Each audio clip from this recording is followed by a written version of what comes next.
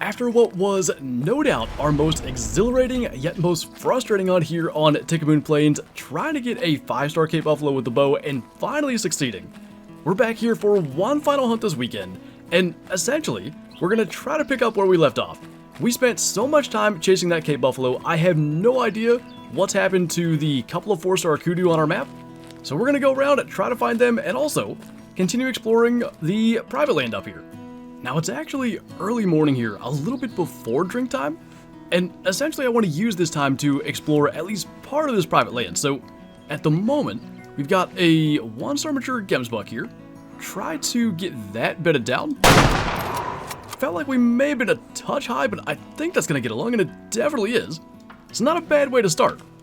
And by the way, speaking of things that we are kind of waiting to age, this albino Cape Buffalo is still among them. I'm hopeful that we'll see her basically get kind of a brighter white coloration as she gets to mature. And there could even be other ones out here. There seems to be a lot of Cape Buffalo on this map pretty much all over the place, and we have not at all been to all the different areas. I mean, there's still a huge chunk of the map in the south down here that we have absolutely not touched, but with the knowledge that there are some potential 5-stars out here, I think we better focus at least to some degree on those guys. As for our Gemsbok, actually that was fine. Not as high a shot as I thought it was. Double lunged him and a 23%. So always when we want to get out of the herd, and we're going to work our way up to that spot in the corner. Ooh, there's a 5-star Egyptian goose just chilling out here.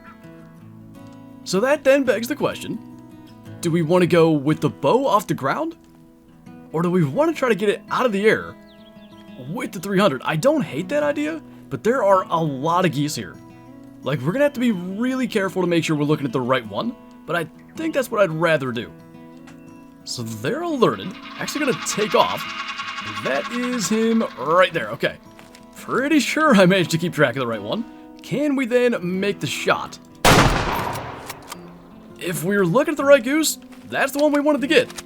And maybe we're gonna end up with 5 stars of both, like, small bird species before some of the stuff that I thought we'd really focus on. But I love the looks of these things. Some of my absolute favorite small game or, waterfowl models in the entirety of Way of the Hunter. And if we missed or shot the wrong one, probably could get another opportunity, but let's see. Ended up with actually a decent shot, more or less center mass from that angle. 98%, that is most definitely the right one. And that was a total score of, wow, 479, so it must have been kind of young still. Because that probably could have gone at least like 495. Pretty cool though, we're actually checking off a lot of like the different 5-stars on this map. The thing that's been really interesting is across all our hours here on Tikamoon Plains, and I'm imagining we're well upwards of 20 by now, I don't even know that we've seen like a 2-star for warthog, springbuck, some of these other species, but yet, him on a guinea fowl, something I never thought we'd hunt. The Egyptian geese are opportunity kills.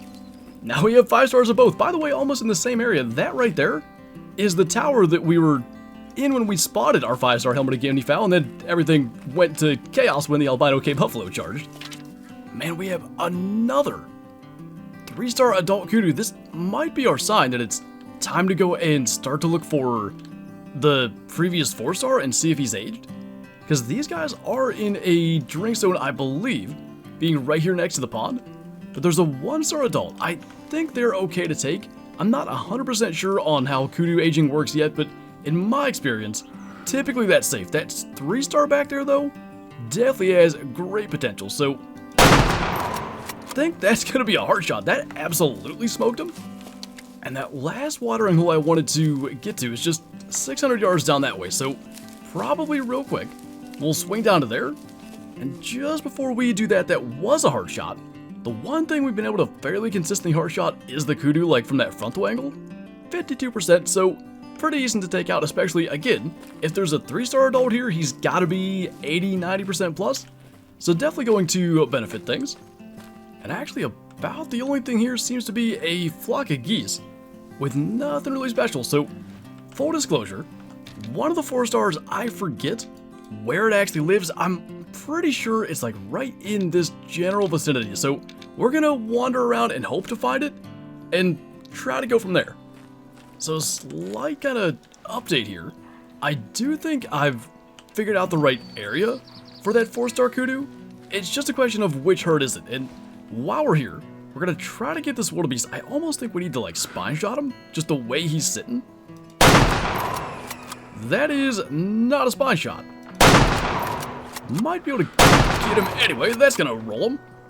Man, if we could ever get a 5-star to land like that, that is perfection. I think it's slowly going to fall over, but we essentially spotted the 4-star, I think, in one of these two herds. There were two herds kind of resting side by side. I thought it was down here. And just the question is, where do they actually drink at? Not going to complain, though. That turned out pretty cool. And that's a 2-star, so hard to say exactly what it could have been genetically. It's fairly even. And they do live pretty long. We actually were really close. No, we hit the spine. It just didn't drop him. I thought it would. Second shot, got a little bit of lung damage. The angle was just insane. And third shot was an artery hit. And all that built up to bring him down. 55%, so good to take that out. And now we gotta figure out where around here, like there's so many little ponds. Both of these herds gotta be somewhere nearby. And just hopefully we can find the right one. So apparently, I was way off in where I thought those kudu were. I'm thinking this might be the right herd. There are actually two different 3-star adults in here, and a 2-star adult that I don't really think we can shoot either, but the only thing is, I don't think we've passed enough time for, let's say that 4-star died, was replaced by a young, and then it would have aged all the way up to 2-star adult. But the genetics make sense for one that would have been a 4-star in here. Obviously, there's good genetics, and it was certainly at this pond. Now, there's a chance that same herd has a rarely used drink zone, and they're elsewhere right now. But I'm really confused about like where we need to go. And there's another 5-star Egyptian goose. What the heck? Well, earlier we had the decision of take it with the bow or out of the air with a gun. That one we shot out of the air with the gun. Let's do the opposite. Now the wind is super calm out here, only 6 feet per second. So I'm thinking a 60-yard shot might be doable. And based on how far the previous ones spooked at, we might need it. Well, I guess we didn't get it. So, gonna end up with a attempt at least at a gunshot out of the air. I'm pretty sure it's that one. And it is doing all kinds of crazy maneuvers. We just gotta keep it in our sight. What in the world? I think we just got it. That was a little tougher than the last one.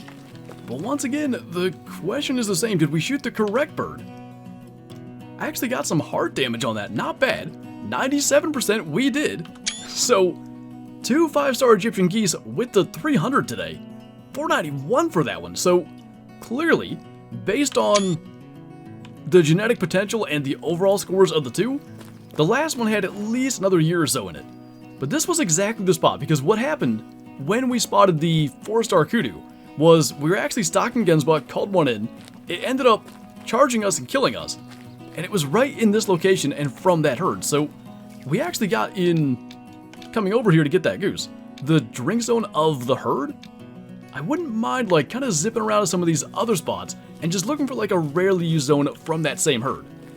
I think we just found him and he's still a 4-star mature, but where the heck does he live? I mean, I think that's probably the right zone we have over there. But I'm curious if like there's a rarely used drink zone here. There was a couple of kudu in this area. And it's interesting that he's still a 4-star.